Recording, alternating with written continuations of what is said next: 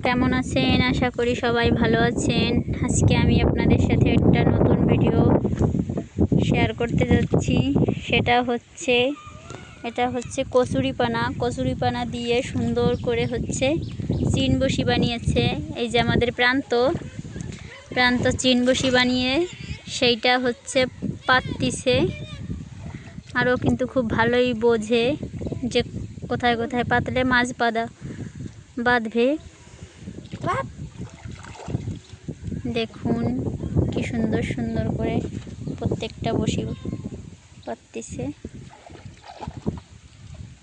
আর আমাদের সাথে আছে হচ্ছে সুরাজে যে হচ্ছে নৌকা বাজছে।